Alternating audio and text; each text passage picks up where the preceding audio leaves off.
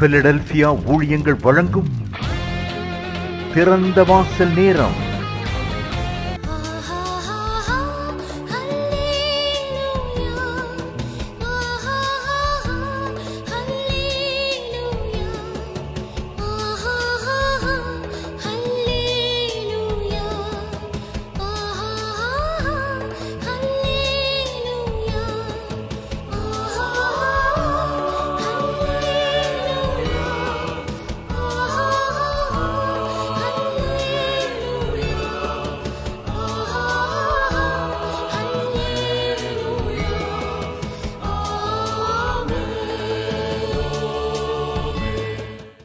ஆண்டவராகிய இயேசு கிறிஸ்துவின் நாமத்தினாலே தேவ பிள்ளைகள் உங்களை ஒவ்வொருத்தரையும் பிலதெல்பியா ஊழியங்களின் சார்பாக வாழ்த்துகிறோம். கர்த்தர் நம்ம என்றைக்கும் ஆசீர்வதிக்கிற தேவனா இருக்கிறார். 115வது சங்கீதம் 12வது வசனத்தை நான் வாசிக்கும் பொழுது, கர்த்தர் நம்மை நினைத்திருக்கிறார், அவர் ஆசீர்வதிப்பார், அவர் இஸ்ரவேல் குடும்பத்தாரை ஆசீர்வதிப்பார், கர்த்தர் ஆரோன் குடும்பத்தாரை ஆசீர்வதிப்பார், கர்த்தருக்கு பயப்படுகிற பெரியோரையும் சிறியோரையும் ஆசீர்வதிப்பார் என்று வேதத்தில் வாசிக்கிறோம்.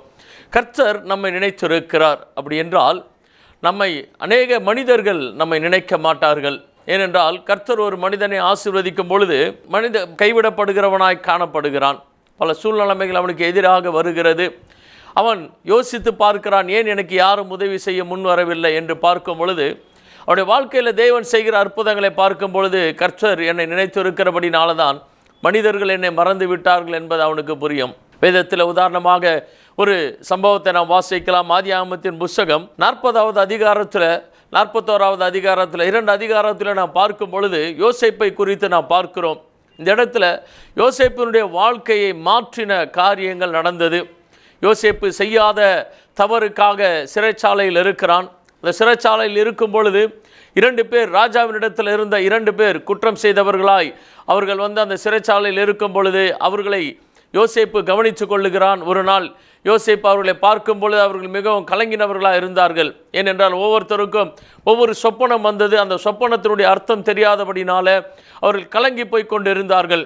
அப்பொழுது யோசேப்பு அவருடைய இருவருடைய சொப்பனத்தினுடைய அர்த்தத்தை அவன் சொல்லி அவர்களுக்கு நடக்கப் போகிற காரியத்தை அவன் உணர்த்துகிறான். அப்படி சொல்லும் பொழுது அதில் ஒருவன் அவன் சிறையிலிருந்து விடுதலையாக்கப்பட்டு மறுபடியும் ராஜாவினிடத்தில் போகிறான் என்பதை யோசேப்பு அறிந்துகிறான். யோசேப்பு அவனிடத்தில் ஒரு வார்த்தை சொல்லுகிறான். ஆதியாகமத்தின் புஸ்தகம் 40வது அதிகாரம் 12, 13, 14 வசனத்தை வாசிக்கும் பொழுது, அதற்கு யோசேப்பு, அந்த 3 கொடிகளும் 3 நாளாம், 3 நாளைக்குள்ளே பார்வோன் உன் தலையை உயர்த்தி உன்னை மறுபடியும் உன் நிலையிலே நிறுத்துவார். முன்னே அவருக்கு பானம் கொடுத்து வந்த வழக்கத்தின்படி பார்வோனின் பாத்திரத்தை அவர் கையிலே கொடுப்பாய், இதுதான் அதன் அர்த்தம் என்று சொன்னதுமன்றி, நீ வாழ்வடைந்திருக்கும் போது என்னை நினைத்து என் மேல் தயவு வைத்து என் காரியத்தை பார்வோனுக்கு அறிவித்து இந்த இடத்திலிருந்து என்னை விடுதலையாக்க வேண்டும். நான் எபிரேயருடைய தேசத்திலிருந்து களவாய் கொண்டு வரப்பட்டேன். என்னை இந்த காவல் கிடங்கில் வைக்கும்படிக்கும் நான் இவ்விடத்தில் ஒன்றும் செய்யவில்லை என்றும் சொன்னான். இப்பொழுது யோசேப்பு அந்த பானபாத்திரக்காரனை பார்த்து சொல்லுகிறான். ஏனென்றால் இவன் இந்த சிறையிலிருந்து விடுதலையாகி ராஜாவினிடத்தில் போகிறான். ராஜாவுக்கு வேலைக்காரனாக ராஜாவோடு கூட இருக்க போகிறான் என்று பார்க்கும் பொழுது அவனுக்கு எந்த அளவுக்கு மதிப்பு இருக்கும் என்பதை யோசேப்பு அறிந்திருந்தான். எனவே யோசேப்பு சொல்லுகிறான், நான் இந்த சிறைச்சாலைக்கு வருவதற்கு எந்த ஒரு தவறும் நான் செய்யவில்லை, நீ வாழ்ந்திருக்கும் பொழுது என்னை நினைத்துக்கொள் என்று அவன் யோசேப்பு அந்த சிறைச்சாலையில் இருந்து போகிற பானபாத்திரக்காரனிடத்தில் சொல்லுகிறான். ஆனால் அந்த 40வது அதிகாரம் 23வது வசனத்தை வாசிக்கும் பொழுது, ஆனாலும் பானபாத்திரக்காரரின் தலைவன் யோசேப்பை நினையாமல் அவனை மறந்து விட்டான். யோசேப்பு சொல்லுகிறான், என்னை நினைத்துக்கொள் என்று சொல்லுகிறான். ஆனால் அந்த பானபாத்திரக்காரன் யோசேப்பை மறந்து விட்டான். நம்முடைய வாழ்க்கையில் அநேக நேரங்களில் நம்மை மறந்து விடுகிறவர்கள் உண்டு. நாம் பல பேருக்கு நன்மை செய்திருக்கலாம், உதவி செய்திருக்கலாம். ஒரு காலகட்டத்தில் ஒரு சில நெருக்கங்கள் வரும்பொழுது நமக்கு உதவி செய்தவர்கள் நமக்கு உதவி செய்வார்கள் திரும்பவும் என்று நினைத்து அவர்களிடத்தில் நாம் கேட்கலாம். நாம் செய்த உதவிகளை அவர்கள் நினைத்து கொண்டு இருப்பார்கள் என்று நினைக்கலாம். ஆனால் அவர்கள் மறந்திருப்பார்கள். ஏன் என்னுடைய வாழ்க்கையில் இப்படி நடந்து கொண்டிருக்கிறது, ஏன் நான் நன்மை செய்தும் எனக்கு ஒருவரும் திரும்ப நன்மை செய்யவில்லை என்று நினைத்து கொண்டு இருக்கலாம். ஆனால் ஒரு காரியத்தை நன்றாக புரிந்து கொள்ள வேண்டும். நம்மை உண்டாக்கிற தேவன் நம்மை நினைத்திருக்கிறார். அவர் நம்மை நினைத்திருக்கும் பொழுது மனிதர்கள் நம்மை நினைக்க வேண்டிய அவசியம் நமக்கு இல்லை. ஏனென்றால் மனிதர்கள் நம்மை ஓரளவுக்கு தான் நம்மை நினைத்து நமக்கு உதவி செய்ய முடியும். ஆனால் நம்மை உண்டாக்கின தேவனாகிய கர்த்தரோ நம்ம எந்த அளவுக்கு வேண்டுமானாலும் உயர்த்துவதில் அவர் ஆயத்தமுள்ள தேவனாக இருக்கிறார். பானபாத்திரக்காரன் யோசேப்பை நினையாமல் மறந்து விட்டான். இன்றைக்கு உங்களுடைய வாழ்க்கையில் அநேகர் உங்களை மறந்திருக்கலாம். நீங்கள் செய்த நன்மைகளை உங்களுக்கு மறந்திருக்கலாம். உங்களுக்கு திரும்ப அவர்கள் உதவி செய்யாமல் இருந்திருக்கலாம். உங்களுடைய நெருக்கங்களின் மத்தியில், கஷ்டங்களின் மத்தியில் உங்களால் உதவி பெற்றவர்கள் உங்களுக்கு மறுபடியும் எந்த உதவியும் செய்யாமல் மறந்திருக்கலாம். ஆனால் நம்மை உண்டாக்கின தேவனாகிய கர்த்தர் நம்மை ஒருபோதும் மறப்பது கிடையாது. 121வது சங்கீதத்தில் சங்கீதக்காரனாகி தாவீது இப்படியாக சொல்லுகிறார், எனக்கு ஒத்தாசை வரும் பர்வதங்களுக்கு நேராக என் கண்களை ஏறெடுக்கிறேன். வானத்தையும் பூமியை உண்டாக்கின கர்த்தரிடத்திலிருந்து எனக்கு ஒத்தாசை வரும் என்று சொல்லுகிறான். நம்முடைய தேவனாகிய கர்த்தர் நமக்கு எப்பொழுது ஒத்தாசை அனுப்புகிறவராக இருக்கிறார். ஆண்டவர் சொல்லுகிறார், நீ என்னால் மறக்கப்படுவதில்லை என்று சொல்லுகிறார். நீ என்னால் மறக்கப்படுவதில்லை. தேவன் நம்மை ஒருபோதும் மறக்கிறவர் அல்ல. அவர் எப்பொழுது நம்மை நினைக்கிற தேவனாக இருக்கிறார். அவர் நினைக்கும் பொழுது நமக்கு ஆசீர்வாதத்தினால நம்ம நிரப்புகிறவராக இருக்கிறார். இப்பொழுது என்ன நடக்கிறது? எகிப்தின் ராஜாவிற்கு சொப்பனம் வருகிறது. அந்த சொப்பனத்திற்கு அர்த்தம் தெரியாமல் ராஜாவை கலங்கி கொண்டிருக்கிறான். அவ்வளவு பெரிய தேசத்தினுடைய ராஜா சொப்பனத்திற்கு அர்த்தம் தெரியாமல் கலங்கி கொண்டிருக்கிறான். எகிப்து தேசத்தில் உள்ள எல்லா மந்திரவாதிகளை, எல்லா சூனியக்காரரை, ஜோசியக்காரரை எல்லாரையும் வரவழைத்து தன்னுடைய சொப்பனத்தை சொல்லுகிறான். ஆனால் ஒருவருக்கும் அர்த்தம் தெரியவில்லை. இப்பொழுதுதான் இந்த பானபாத்திரக்காரனுக்கு நினைவு வருகிறது. யோசேப்பு என்ற மனிதனை அவன் நினைத்து பார்க்கிறான். ஆதியாகமத்தின் புத்தகம் 41வது அதிகாரம் 9-10 வசனங்களை வாசிக்கும் பொழுது, அப்பொழுது பானபாத்திரக்காரரின் தலைவன் பார்வோனை நோக்கி, நான் செய்த குற்றம் இன்றுதான் என் நினைவில் வந்தது. பார்வோன் தம்முடைய ஊழியக்காரர் மேல் கடுங்கோபம் கொண்டு என்னையும் சுயபாகிகளின் தலைவனையும் தலையாரிகளின் அதிபதி வீடாகிய சிறைச்சாலையிலே வைத்திருந்த காலத்தில், இப்பொழுதுதான் பானபாத்திரக்காரன் சொல்லுகிறான், ராஜாவிற்கு ஒரு பெரிய நெருக்கடி வருகிறது. அரண்மனையில் ஏராளமான பேர் வந்து நிற்கிறார்கள். ராஜா கலங்கி கொண்டிருக்கிறான். என்னவென்றால் ராஜாவினுடைய சொப்பனத்திற்கு அர்த்தம் தெரியவில்லை. இதையெல்லாம் பார்த்து கொண்டிருந்த ஒரு நேரத்தில் தான் அந்த பானபாத்திரக்காரனுக்கு ஒரு நினைவு வருகிறது. யோசேப்பை நினைத்து பார்க்கிறான். அப்பொழுது அவன் ராஜாவிடத்தில் சொல்லுகிறான், நான் செய்த குற்றம் இப்பொழுதுதான் என்னுடைய ஞாபகத்தில் வந்தது. நான் குற்றம் செய்து விட்டேன். நன்மை செய்த மனிதனை மறந்து விடுவது ஒரு பெரிய குற்றம். நமக்கு நன்மை செய்தவர்களை மறந்து விடும் பொழுது நாம் குற்றம் செய்கிறவர்களாக இருக்கிறோம். நாம் நன்மை செய்த மனிதர்கள் நம்மை மறந்து விடும் பொழுது அது தேவனுடைய பார்வையில் குற்றமாக மாறுகிறது. இப்பொழுது அவன் சொல்லுகிறான், நான் செய்த குற்றம் இப்பொழுதுதான் என் நினைவுக்கு வந்தது. நீர் எங்களையும் எங்கள் 2 பேரையும் நீ சிறைச்சாலையில் வைத்திருந்த காலத்தில் அவன் சொல்லுகிறான். 11வது வசனத்திலிருந்து வாசிக்கும் பொழுது அவன் சொல்லுகிறான், அப்பொழுது தலையாரிகளின் அதிபதிக்கு வேலைக்காரனாகிய எபிரேய பிள்ளையாண்டான் ஒருவன் அங்கே எங்களோட இருந்தான். அவனிடத்தில் அவைகளை சொன்னோம். அவன் நாங்கள் கண்ட சொப்பனங்களுக்குரிய வெவ்வேறு அர்த்தத்தின்படியே எங்கள் சொப்பனத்தின் பயனை சொன்னான் என்று சொல்லுகிறான். இப்பொழுதுதான் யோசேப்பை குறித்து ராஜாவினிடத்தில் பானபாத்திரக்காரன் சொல்லுகிறான். ஒருவேளை யோசேப்பு நினைத்தது போல அந்த பானபாத்திரக்காரன் ஆரம்பத்திலேயே யோசேப்பை குறித்து எகிப்தின் ராஜாவினிடத்தில் அவன் சொல்லி இருப்பான் என்றால் யோசேப்பு சிறைச்சாலையிலிருந்து விடுதலையாகி இருக்கலாம். ஆனால் யோசேப்பினுடைய வாழ்க்கை மாறி இருக்காது. யோசேப்பு அந்த சிறையிலிருந்து வெளியே வந்தவனாய் வேறு ஏதோ ஒரு இடத்துல அடிமையாக தான் அவன் வேலை செய்து கொண்டு இருக்க வேண்டிய ஒரு கட்டாயம் அந்த தேசத்தில் வேறு ஒருவரும் அவனுக்கு கிடையாது. ஆனால் அந்த பானபாத்திரக்காரன் மறந்து விட்டான். கர்த்தர் யோசேப்பை மறக்கவில்லை. இப்பொழுது எகிப்தின் ராஜாவிற்கு யோசேப்பு தேவைப்படுகிற ஒரு பெரிய சூழ்நிலைமையை கர்த்தர் உருவாக்குகிறார். நம்முடைய வாழ்நாட்களில் நம் ஆண்டவரை முன்பாக வைத்து நாம் நன்மை செய்யும் பொழுது ஒரு சில நேரங்களில் நமக்கு நெருக்கங்கள் வரலாம். நமக்கு உதவி செய்தவர்கள் நம்மை மறந்து விடலாம். என்ன செய்வோம் என்று திகைத்து கொண்டிருக்கிற நேரத்தில் ஆண்டவர் அமைதியாக இருப்பதை போல ஒரு சூழ்நிலைமை நமக்கு காணப்படும். ஆண்டவர் எந்த கிரியைகளும் செய்யாமல் இருக்கிறாரே என்று நினைக்கலாம். ஆனால் ஆண்டவர் நமக்காக பெரிய ஸ்தானத்தை ஆயத்தப்படுத்தி கொண்டே இருப்பார்.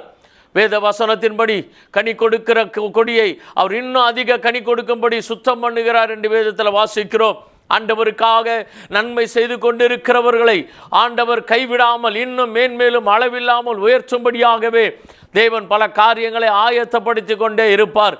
யோசேப்பை ஒருவேளை பானபாத்திரக்காரன் யோசேப்பு சொன்ன நேரத்தில் நினைத்திருந்தால் யோசேப்பிற்கு ஒரு சின்ன காரியம்தான் நடந்திருக்கும். அந்த சிறையிலிருந்து வெளியில் வந்திருப்பான், அவ்வளவுதான். ஆனாலும் யோசேப்பினுடைய வாழ்க்கை கஷ்டமாக இருந்து கொண்டிருக்கும். ஆனால் மனிதன் மறந்து விட்டான். கர்த்தர் ஞாபகம் வைத்திருந்தபடினாலே இப்பொழுது என்ன நடக்கிறது என்றால் யோசேப்பு அரண்மனைக்கு கொண்டு போகப்படுகிறான். ராஜாவினுடைய சொப்பனத்திற்கு அர்த்தம் சொல்லும்படியாக அந்த எகிப்து தேசத்தினுடைய ஒரு மிகப்பெரிய ஆசீர்வாதத்திற்கு அடையாளமாக யோசேப்பை கர்த்தர் கொண்டு போகிறார்.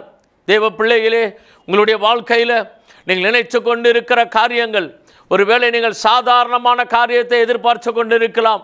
இப்பொழுது இந்த நன்மை நடந்தால் எனக்கு போதும், இது மாத்திரம், இந்த கஷ்டம் நீங்கினால் மாத்திரம் போதும் என்று நினைத்து கொண்டிருக்கலாம். ஆனால் கர்த்தர் எப்படி நினைக்கிறார் என்றால், உங்களுக்கு பெரிய காரியங்களை செய்யும்படியாக, ஒரு பெரிய ஸ்தானத்தில் தேவன் உங்களை கொண்டு போய் நிறுத்தும்படியாக தேவன் உங்களை பார்த்து கொண்டிருக்கிறார். கர்த்தருடைய கண்கள் பூமி எங்கும் உலாவி கொண்டிருக்கிறது. கர்த்தருடைய கண்கள் நீதிமான்கள் மேல் நோக்கமாக இருக்கிறது என்று வேதத்தில் வாசிக்கிறோம். யோசேப்பை இப்பொழுது அரண்மனைக்கு ராஜாவினிடத்தில் கொண்டு போகப்படுகிறான். ராஜாவினுடைய சொப்பனத்திற்கு யோசேப்பு அர்த்தம் சொல்லுகிறான். இப்பொழுது என்ன நடக்கிறது என்றால், ஆதியாகமத்தின் புத்தகம் 40வது அதிகாரம் 39-40 வசனங்களை வாசிக்கும் பொழுது, பின்பு பார்வோன் யோசேப்பை நோக்கி, தேவன் இவை எல்லாவற்றையும் உனக்கு வெளிப்படுத்தி இருக்கிறபடியால் உன்னை போல விவேகமும் ஞானமும் உள்ளவன் வேறொருவனும் இல்லை. நீ என் அரண்மனைக்கு அதிகாரியாயிருப்பாய். உன் வாக்கின்படியே என் ஜனங்கள் எல்லாரும் அடங்கி நடக்க கடவர்கள். சிங்காசனத்தில் மாத்திரம் உன்னிலும் நான் பெரியவனாயிருப்பேன் என்றான். இப்பொழுது யோசேப்பு அந்த எகிப்து தேசத்தினுடைய அரண்மனைக்கு, அங்கு உள்ள அதிகாரத்திற்கு கொண்டு போகப்படுகிறான். பார்வோன் சொல்லுகிறான், அவ்வளவு பெரிய ராஜா, எந்த தேசத்தில் அடிமையாக சிறைச்சாலையில் கைதியாக இருந்தான யோசேப்பு அதே தேசத்தினுடைய ராஜாவிற்கு முன்பாக நிற்கிறான். அந்த ராஜா யோசேப்பை பார்த்து சொல்லுகிறான், இவ்வளவு பெரிய காரியங்களை உன் தேவன் உனக்கு வெளிப்படுத்தி இருக்கிறபடினாலே உன்னை போல வேகமும் ஞானமும் உள்ளவன் வேறு ஒருவனும் இல்லை. அந்த தேசத்தை ஆளுகிற மிகப்பெரிய ராஜாவாகிய பார்வோன் யோசேப்பை பார்த்து சொல்லுகிறான், இந்த தேசத்திலேயே நீதான் விவேகமும் ஞானமும் உள்ளவன், உன்னை போல ஒருவனும் இந்த தேசத்தில் இல்லை. எனவே நீ என்னுடைய சிங்காசனத்திற்கு நீ வரப்போகிறாய். என் சிங்காசனத்தில் மாத்திரம் உன்னை விட நான் பெரியவனாக இருப்பேன். பார்வோனுக்கு இணையாக யோசேப்பை கர்த்தர் கொண்டு போய் நிறுத்துகிறார். பார்வோன் சொல்லுகிறான், எல்லாரும் உன்னுடைய பேச்சை கேட்டு அடங்கி நடக்க வேண்டும். இந்த ஜனங்கள் எல்லாரும் உன் வாக்கின்படியே என் ஜனங்கள் எல்லாரும் அடங்கி நடக்க கடவர்கள். சிங்காசனத்தில் மாத்திரம் உன்னிலும் நான் பெரியவனாக இருப்பேன். என்னுடைய சிங்காசனம் மாத்திரம்தான் உன்னுடைய பெரியதாக இருக்கும். ஆனால் நீ தான் இந்த எகிப்து தேசத்திலே பெரியவனாக இருப்பாய். உன்னுடைய வாக்கை கேட்டுதான் இந்த ஜனங்கள் அடங்கி நடக்க வேண்டும் என்று ராஜா சொல்லுகிறான். தேவ பிள்ளைகளாகி உங்களுடைய வாழ்க்கையில் நீங்கள் பட்ட எல்லா கஷ்டங்களுக்கு பதிலாக, உங்களுக்கு ஏற்பட்ட எல்லா உபத்திரவங்களுக்கு பதிலாக தேவன் உங்களை பெரிய ஸ்தானத்தில் கொண்டு போய் நிறுத்துவார். நீங்கள் எதிர்பார்த்திராத பெரிய காரியங்களை கர்த்தர் உங்களுடைய வாழ்க்கையில் செய்வார்.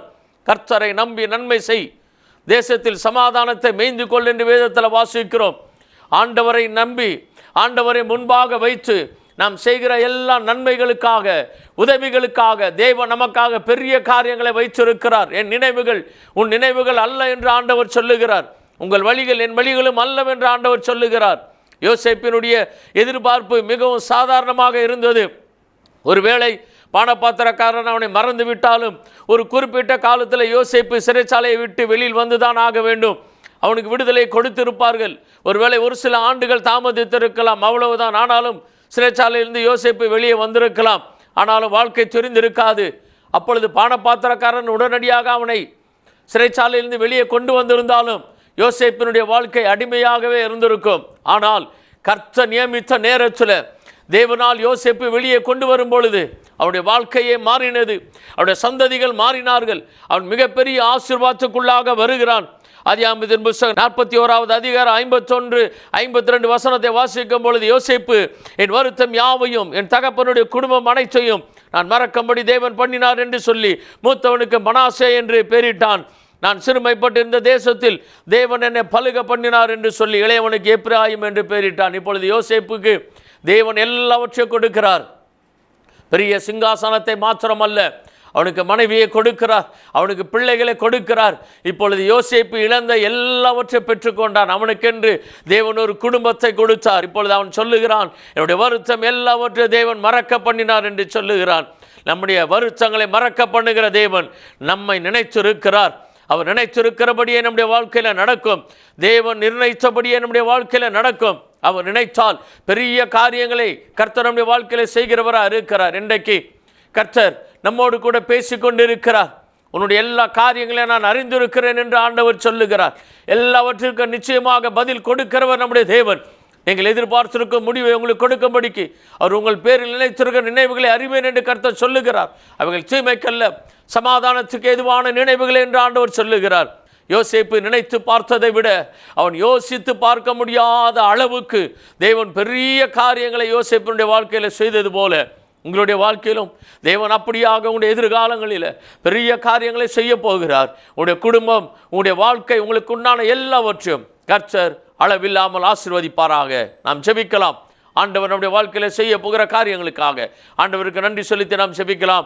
கர்த்தர் நம்மை ஆசீர்வதிப்பார். வானத்தையும் பூமியை படைத்த சர்வ வல்லமையுள்ள எங்கள் தேவனாகிய கர்த்தாவே, பரலோக பிதாவே, நாங்களும் நன்றி நிறைந்த இருதயத்தோடு உம்மை துதிக்கிறோம். ஆண்டவரே, யோசேப்பு நினைத்து பார்த்ததை விட தேவன் நினைத்து பார்த்தது அளவில்லாமல் இருக்கிறது. ஆண்டவரே, நீர் எங்களை நினைத்திருக்கிறீர். நீர் நினைத்திருக்கிற மனிதனை நீர் ஆசீர்வதிக்கிறீர். ஆண்டவரே, அப்படியாக உம்முடைய பிள்ளைகள் யாருடைய வாழ்க்கையிலெல்லாம் மனிதரால் கைவிடப்பட்டு மனிதரால் மறக்கப்பட்டு கஷ்டங்களையும் பாடுகளையும் அனுபவித்து கொண்டிருக்கிறார்களோ அவருடைய வாழ்க்கையில் கர்த்தர் இறங்கி பெரிய காரியங்களை நீர் செய்ய போகிறபடினால நான் உமக்கு நன்றி செலுத்துகிறோம். ஆண்டவரே, எங்களுடைய விசுவாசமே இந்த உலகத்தை ஜெயிக்கிற செய்யும் என்று நீர் சொல்லியிருக்கிறீரே. உம்மை பற்றி கொள்ளுகிறவன் ஆண்டவரே, பூரண மனதோடு பற்றி கொள்ளுகிறவனை கர்த்தர் பூரண சமாதானத்துடன் காத்து கொள்ளுகிறீரே.